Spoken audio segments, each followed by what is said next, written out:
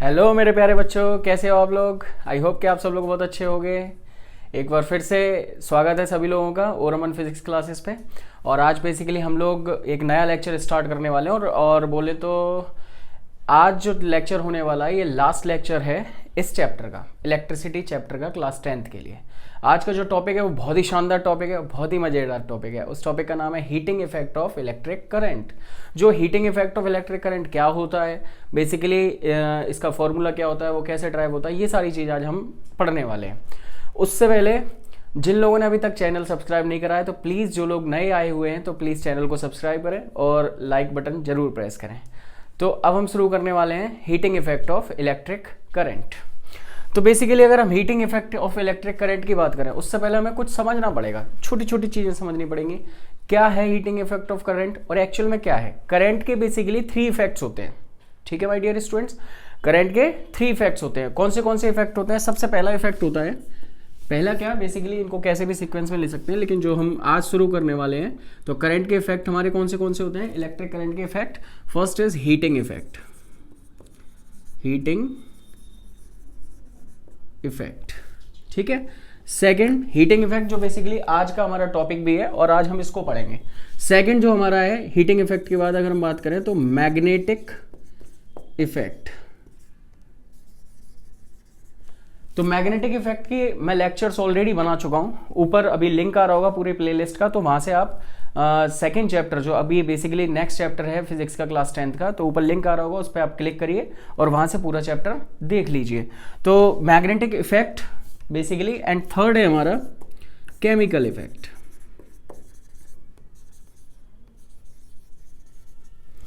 ठीक है my dear students, इसको हम हायर क्लासेस में पढ़ेंगे।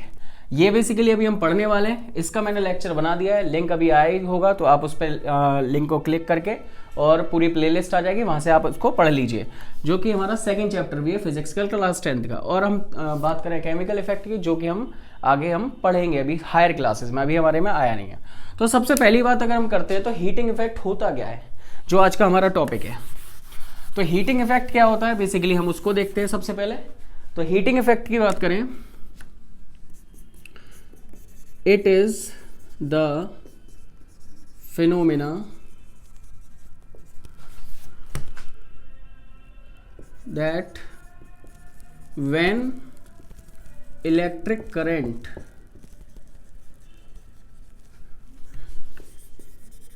passes through high resistance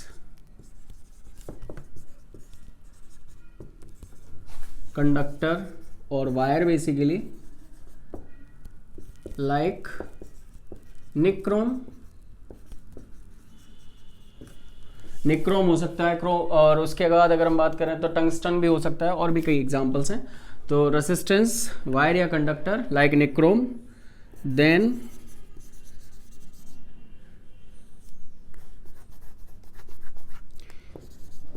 it becomes hot and produces heat। ठीक है माय डियर स्टूडेंट्स। तो अगर हम सिंपल सी बात करें तो ये क्या फिनोमेना होता है, जब इलेक्ट्रिक करंट पास करता है हाई रेसिस्टेंस वायर से या कंडक्टर से, ठीक है। When electric current passes through the high resistance conductor और wire like nichrome, then it becomes very hot and produces heat. तो बेसिकली बहुत हॉट हो जाता है और हीट प्रोड्यूस करता है, और कुछ केसेस में लाइट भी प्रोड्यूस होती है। ऑब्वियस सी बात है, जैसे हीट अगर प्रोड्यूस हो रही है तो वह लाइट भी आती है। तो this is known as heating effect of current. Clear my dear students, what is this? It is the phenomena that when electric current passes through high resistance wire or conductor like nichrome, then it becomes hot and produces heat. This is the heating effect of current. I think ये आपको समझ आया होगा। और इसके बाद अगर इसका फॉर्मूले की बात करें तो क्या होता है, H is equals to I square RT। क्या होता है my dear students? H is equals to I square RT। I means current, R means resistance and T means time। Clear my dear students? I means current, R resistance and T is for time. तो अगर हम यहाँ पे बात करें h is to I square R T, अभी हमने ये समझ तो लिया ये फॉर्मूला है, तो ये फॉर्मूला आया कहाँ से हमें ये भी समझना है, ये फॉर्मूला बना कैसे वो भी हमें देखना है। उससे पहले इसकी एसआई यूनिट की बात करते हैं। तो बेसिकली जो एसआई यूनिट होती है हीटिंग इफेक्ट की, हीटिंग इफेक्ट ऑफ करंट की एसआई यूनिट इज जूल, और इसको बेसिकली हम कैपिटल जे से डिनोट करते हैं। ठीक है my dear students, SI unit इसकी जूल होती है, हीट की जो एसआई यूनिट है यहाँ पे वो जूल होती है, और उसको हम कैपिटल जे से डिनोट करते हैं। अब एक सिंपल सी बात ये समझनी है कि ये फॉर्मूला बना कहाँ से, तो फॉर्मूला कहाँ से बना तो इसको हम अच्छे तरीके से समझते हैं। तो सबसे पहले बात करते हैं, जब इसमें से करंट पास हो रहा है, ध्यान से समझना है, किसी वायर में से करंट पास हो रहा है तो इट मींस व्हाट, कि वर्क जो हो रहा है वो कंटिन्यूअसली हो रहा है। ठीक है, so we know when electric current और current passes through conductor, so work is done. Okay my dear students, तो वर्क का फॉर्मूला हमारा क्या है यहाँ पे, W equals to Q V. क्या है my dear students, W equals to Q V. अब W equals to Q V, अब हमें करंट का फॉर्मूला आता है। ठीक है, तो करंट की अगर हम बात करें, इलेक्ट्रिक करंट का फॉर्मूला क्या होता है, I equals to Q upon T. तो Q इजिकल्स टू क्या हो जाएगा my dear students, Q equals to I T. ठीक है, तो Q इजिकल्स टू हो गया आई टी। सिमिलरली बात करें तो अकॉर्डिंग टू ओम्स लॉ, तो ओम्स लॉ हमारा क्या कहता है, V equals to I R. इसको हम मान लेते हैं फर्स्ट इक्वेशन और इसको मान लेते हैं हम second equation. Clear my dear students, Q equals to I T and V equals to I R. हम अभी ये ड्राइव कर रहे हैं कि ये फॉर्मूला जो है वो बना कहां से है, वो हम अभी देख रहे हैं। ठीक है, तो Q equals to I T और V equals to I R आ गया, इन दोनों की वैल्यू पुट कर देंगे हम इस फॉर्मूले में। क्लियर माय डियर स्टूडेंट्स, ये दोनों वैल्यू निकलें, Q और V की वैल्यू हम यहां पे पुट कर देंगे इस फॉर्मूले में। तो क्या है हमारा फॉर्मूला, तो basically W equals to value क्या है, आई टी इंटू वी की value I R. Clear my dear students, after putting values will get this value. So W equals to अगर हम बात करें तो ये क्या हो जाएगा, आई स्क्वायर आर टी। ये आ गया हमारा वर्क का फॉर्मूला, वर्क। अब यहाँ पे ये बात समझनी है, जो ये वर्क है ये किस में कन्वर्ट हो जाएगा, हीट में कन्वर्ट हो जाएगा। किस में कन्वर्ट हो रहा है, हीट में कन्वर्ट हो जाएगा। So this work done is converted into heat energy. तो इसको हम क्या लिख देंगे, H equals to I square R T. Clear my dear students, H equals to I square R T. अब एक बात और ध्यान रखनी है, इस फॉर्मूले को बेसिकली क्या बोलते हैं हम, इस फॉर्मूले को जूल्स लॉ ऑफ हीटिंग भी बोलते हैं, Joule's law of heating. This is also known as Joule's law of heating. तो बेसिकली अगर हम बात करें, हमने H equals to I square R T formula calculate करा, तो ये जो कैसे कैलकुलेट करा, सबसे पहले हमने वर्क जो जब इलेक्ट्रिक करंट पास कर रहा है, किसी भी कंडक्टर या वायर से इलेक्ट्रिक करंट पास कर रहा है, तो ऑब्वियस सी बात है कोई ना कोई वहां वर्क जरूर होगा। तो वो जो वर्क हो रहा है वो क्या हो रहा है, W equals to Q V का वर्क हो रहा है। कितना वर्क हो रहा है, W equals to Q V. अब हमें पता है करंट का फॉर्मूला क्या होता है, करंट का फॉर्मूला तो I equals to Q upon T. ठीक है, इस चैप्टर के हमने स्टार्टिंग में ही पढ़ा था। तो I equals to Q upon T, तो Q equals to I T, ये हो गई हमारी फर्स्ट इक्वेशन। अब दूसरी बात करते हैं अकॉर्डिंग टू ओम्स लॉ। तो ओम्स लॉ क्या कहता है, V equals to I R. अब V equals to I R और Q equals to I T, ये दोनों वैल्यू पुट कर देंगे, फर्स्ट और सेकंड की वैल्यू, इक्वेशन की वैल्यू पुट कर देंगे हम इसमें, W equals to Q V में, मतलब वर्क के फॉर्मूले में। तो W equals to I T into I R. Clear my dear students, अब यहाँ पे आई का हो जाएगा आई स्क्वायर आर टी, तो W equals to I square R T आ गया। लेकिन जो ये वर्क निकल के आया है वो स्टोर होगा किसमें, हीट एनर्जी में, या कन्वर्ट हो जाएगा हीट एनर्जी में। तो H equals to I square R T. तो बेसिकली ये फॉर्मूला हो गया हमारा H equals to I square R T. और इस बात का और ध्यान रखना है, this is also known as Joule's law of heating. Clear my dear students, this is also known as Joule's law of heating. अब बेसिकली आगे हम करते हैं, तब तक आप इसका एक स्क्रीनशॉट ले लो, फिर मैं इसको इरेज करने वाला हूं, ये आपके नोट्स बनाने में हेल्प करेगा। तो अभी बेसिकली जो फॉर्मूला निकल के आया वो निकल के आया जूल्स लॉ ऑफ हीटिंग, हम इसको बोल सकते हैं, और हीटिंग इफेक्ट ऑफ करंट भी बोल सकते हैं। तो वो क्या है, H=I²RT। अब यहाँ पे कुछ बात और समझनी है हमें। According to the Joule's law, heat is directly proportional to square of current. ठीक है, अब यहाँ क्या बात समझनी है, अगर मान लेते हैं हीट हमारी करंट हमारा डबल हो रहा है, तो हीट जो होगी वो कितनी हो जाएगी, 4 टाइम्स हो जाएगी। Clear my dear students. अगर मान लेते हैं हीट हमारी करंट हमारा डबल हो रहा है, तो हीट हमारी कितनी हो जाएगी, 4 टाइम्स हो जाएगी। और मान लेते हैं करंट अगर हमारा हाफ हो रहा है, समझना बात को ध्यान से, करंट अगर हमारा हाफ हो रहा है तो हीट हमारी 1/4 हो जाएगी। Clear my dear students. Similarly अगर बात करें, heat is directly proportional to resistance. अगर रेजिस्टेंस बढ़ रही है तो क्या होगा, हीट भी बढ़ेगी। रेजिस्टेंस कम हो रही है तो हीट भी कम होगा। और एक और इंपॉर्टेंट बात है, अगर मान लेते हैं कि रेजिस्टेंस जो कनेक्टेड है वो सीरीज में है, ठीक है, और एक पैरेलल में है। 2 कंडीशंस हैं, एक सीरीज में रेजिस्टेंसेस 2 या जितनी भी रेजिस्टेंसेस हैं वो सीरीज में कनेक्ट है, या फिर 2 या ज़्यादा रेजिस्टेंसेस हमारी पैरेलल में कन्वर्ट है। तो एक बात का ध्यान रखना, जो हीटिंग इफेक्ट ज़्यादा होगा वो मोर किस में होगा, मोर हीट किस में होगी, सीरीज में। पैरेलल में मोर हीट नहीं होगी कंपैरेटिवली। ठीक है, दोनों के अगर कंपेयर में देखेंगे तो सीरीज में हीट ज्यादा होगी और पैरेलल में हीट कम होगी। अब एक और बात करते हैं, H जो है हमारा टाइम के डायरेक्टली प्रोपोर्शनल है, H is directly proportional to T। तो T अगर बढ़ेगा मतलब टाइम ज्यादा होगा तो हीटिंग इफेक्ट भी ज्यादा होगा, मतलब अगर टाइम डबल कर देंगे तो हीटिंग इफेक्ट भी डबल हो जाएगा। Clear my dear students. इसके बाद हम कुछ समझते हैं इसकी एप्लीकेशंस।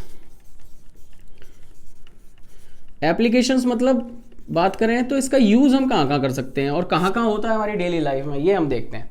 तो सबसे पहले बात समझते हैं इसकी जो एप्लीकेशंस में ले सकते हैं हम, इन इलेक्ट्रिक हीटर, या फिर अगर हम बोलें हीटर है, या फिर ओवन हो गया, या फिर आयरन, इलेक्ट्रिक आयरन जो प्रेस होती है हमारी। तो इसके अंदर बात करें और भी एटसेट्रा, और भी बहुत सारे एग्जांपल्स हैं। तो इसमें अगर बात करें तो इसमें जो बेसिकली एलिमेंट्स यूज होते हैं इन सारे इलेक्ट्रिकल अप्लायंसेस में, तो जो वो एलिमेंट होता है वो किसका होता है, निक्रोम का होता है। ठीक है, निक्रोम एलॉय। अब ये बेसिकली किस किस से बना होता है, निकल प्लस क्रोमियम। ठीक है माय डियर स्टूडेंट्स। तो निकल प्लस क्रोमियम मेटल को मिक्स करके हम बनाते हैं निक्रोम एलॉय, जिसकी रेजिस्टेंस बहुत हाई होती है। तो जब इसमें से ये इलेक्ट्रिक करंट पास करता है तो बेसिकली ये सारे जितने भी ये इक्विपमेंट्स हैं वो सब हीट प्रोड्यूस करते हैं। और एक और एग्जांपल ले लेते हैं, इन इलेक्ट्रिक बल्ब। तो इलेक्ट्रिक बल्ब की अगर बात करें, जो इलेक्ट्रिक बल्ब होते हैं बेसिकली हमारे, तो उसमें एक फिलामेंट लगा होता है। ठीक है, फिलामेंट मतलब जो बल्ब के अंदर स्प्रिंग सी होती है छोटी सी, जहां से इलेक्ट्रिक करंट प्रोड्यूस होता है, तो एक फिलामेंट लगा होता है। तो बेसिकली जो फिलामेंट होता है वो हमारा किसका बना होता है, टंगस्टन का बना होता है।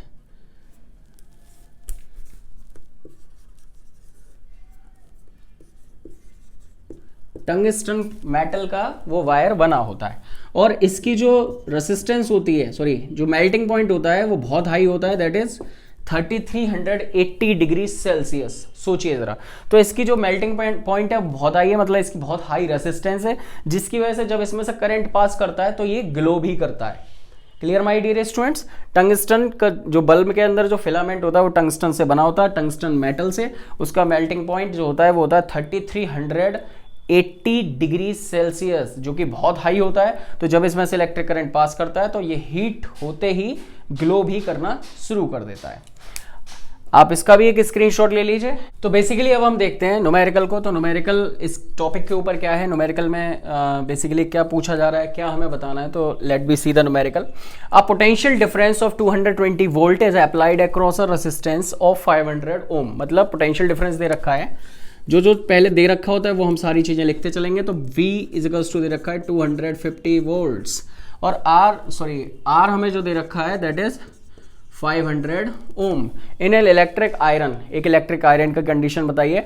करंट इसमें बेसिकली हमें निकालना है, I equals to question mark, and heat हमें कैलकुलेट करनी है, H equals to question mark, and time दे रखा है 10 second, so t is equals to 10 seconds. तो बच्चों एक बात इंपॉर्टेंट है, टाइम हमारा इसमें सेकंड्स में ही होना चाहिए। हीटिंग इफेक्ट ऑफ करंट में हीट एनर्जी निकालने के लिए हमारा टाइम जो है सेकंड्स में ही हो, तो वो ऑलरेडी गिवन है, हमें कुछ करना नहीं है।